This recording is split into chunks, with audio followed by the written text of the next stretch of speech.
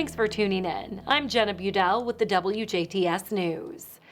A Washington man has been arrested on multiple charges involving child molesting. On Tuesday, detectives with the Washington Police Department arrested 63-year-old Dennis Sidebottom of Washington on a felony warrant for child molesting, child exploitation, possession of child pornography, voyeurism, and possession of marijuana.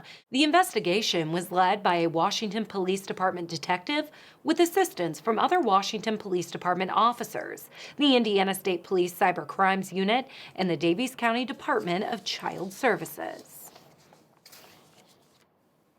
Dubois County is no longer under a code red for COVID-19. The Indiana State Department of Health downgraded the county to a code orange status on Wednesday afternoon.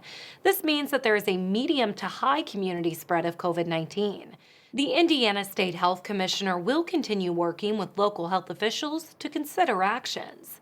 The ISDH recommends restricting the size of social gatherings and common areas in workplaces, increase local monitoring to enforce social distancing guidelines at all events and venues, evaluating the source of positive tests, and undertaking targeted testing, quarantine, and isolation, restricting attendance at K-12 extracurricular activities and sporting events is recommended. Participants should only meet if they are able to socially distance and wear face coverings. 35 new cases of COVID-19 were reported in Dubois County on Wednesday. According to the Indiana State Department of Health's COVID-19 dashboard, the county now has 1,939 positive cases and 29 deaths.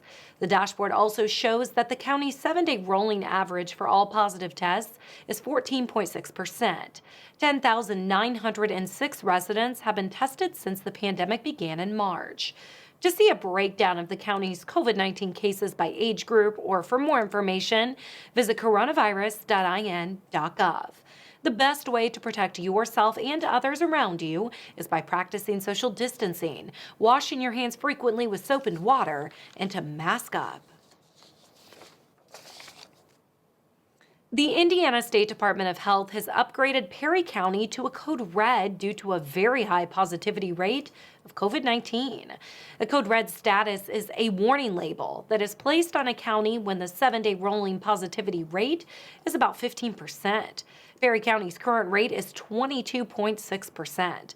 670 positive cases and 19 COVID-19 related deaths were reported in Perry County on Wednesday.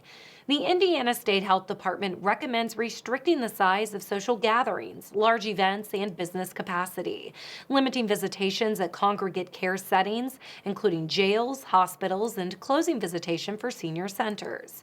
Consider rescheduling elective hospital procedures and restricting attendance at K-12 extracurricular activities to participants, coaches, and support staff only. For more information, visit the Perry County's Health Department's Facebook page or visit coronavirus.in.gov.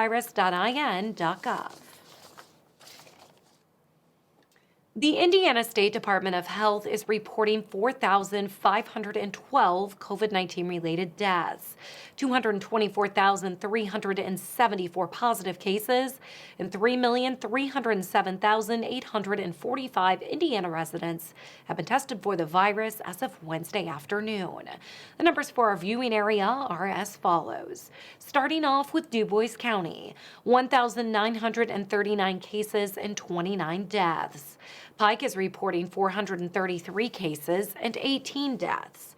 Spencer with 602 cases, 7 deaths. Perry reporting 670 cases and 19 deaths. Martin with 261 cases, 2 deaths. Davies, 1,162 cases, 40 deaths. Orange is reporting 522 cases, 27 deaths. Knox with 1,248 cases with 12 deaths. Crawford reporting 206 cases and 1 death. Posey, 976 cases, 11 deaths. Lawrence, 1,357 cases, 42 deaths.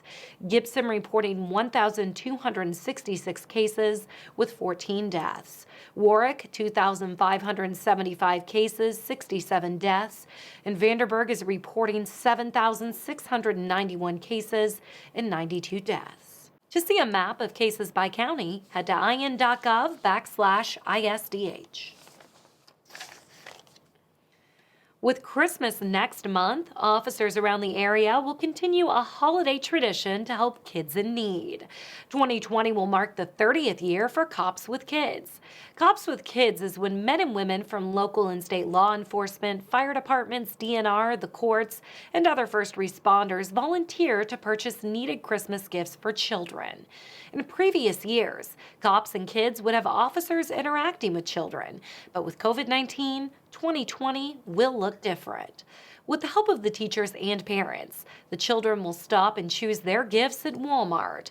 Officers will follow social distancing procedures from the health department, but will still be able to assist with the decisions made. Gift cards will be purchased by the Fraternal Order of Police Lodge 101 and utilized by the parents to buy specifically for the child with the assistance of the Fraternal Order representative. When the gifts are purchased, they will be left in layaway at Walmart until December 17th. The cops, firemen, and other volunteers will then be a part of the giving by assisting with the distribution of the packages. If you need more information about Cops and Kids, contact Steve Riney at 812-698-3254. The city of Jasper is asking residents to help them decorate for Christmas. The outdoor home Christmas decorating and lighting contest is open to all Jasper residents and those living within 1 mile of the city limits. Past response to the contest has been tremendous, and former entries are encouraged to enter again. Residents are also encouraged to make their decorating plans now for this year's contest. This year's categories include most traditional, best use of lights, family theme, and most original. Prizes will be awarded to the top 3 homes in each category. The entry blank for the contest will be published 2 times in the Herald newspaper, Saturday, November 21st and Tuesday, November 24th. Additional forms are also available at the Jasper Chamber of Commerce at 302 West 6th Street or by calling 812-482-6866. Entries must be received in the Jasper Chamber office no later than Monday, December 7th. Mail all entries to P.O. Box, Jasper, Indiana, 47547-0307. Email to chamber@jasperin.org or fax to the Chamber at 812-848-2015. Judging takes place on Friday, December 11th. Lights should be turned on by 6 p.m. that evening. IU is not kidding around about its coronavirus rules. The university yesterday confirmed that it has suspended students who partied after IU's big football win over Michigan last Saturday. No one is saying how many students have been sent home or how many more may be suspended for not wearing a mask or keeping their social distance. IU Media Relations Director Chuck Carney says the school is not looking to punish students, but it is looking to keep people safe. School leaders in Evansville are hoping the upcoming holiday break gives teachers a chance to recharge their batteries. School board member Terry Gamblin says he fears teachers will retire or resign because of the extra workload they are facing this year. He says there's been 1 resignation so far, and he wouldn't be surprised if there are more. Gamblin says it's tough on the teachers because there are new demands for teaching and new demands to keep the virus in check. The Vincent's Police Department is making the public aware of a new scam targeting the elderly. Senior citizens are being mailed a check with instructions about what to do with the check. Scammers hope the resident cashes the check and follows instructions. This gives the scammers access to the victim's bank account. For more information, call the Vincent's Police Department at 812-886-3441. The U.S. Census Bureau says it knows of no attempts by census takers to systematically falsify information during the 2020 head count of every U.S. resident. The Census Bureau's statement was issued Monday night in response to reporting from the Associated Press about census takers who say they were pressured to falsify answers to the census questionnaire. The statistical agency says it takes falsification allegations very seriously. It says it has employed new technology and safeguards in the 2020 census to prevent and identify mistakes or the misreporting of data. Indiana Farm Bureau Insurance has a new CEO. Kevin Murphy was named as the next Executive Vice President and Chief Executive Officer on Tuesday. Current CEO Joe Martin will retire at the end of the year after serving the company for over 40 years. Murphy will begin taking over the position in January of 2021. Murphy began working as Director and Chief Actuary of Product Management and Solutions in 2000. He was promoted to Senior Vice President of Property and Casualty in 2008. In December, he begins his appointment as chair of the board of directors for the Insurance Institute of Indiana. Prior to joining the Indiana Farm Bureau Insurance team, he spent 10 years in actuarial roles with the American States Insurance and Safeco Insurance. Murphy has graduated from Franklin College with a bachelor's degree and earned a master's degree in mathematics from Miami University. Now stay tuned. Weather and sports are still to come on WJTS News.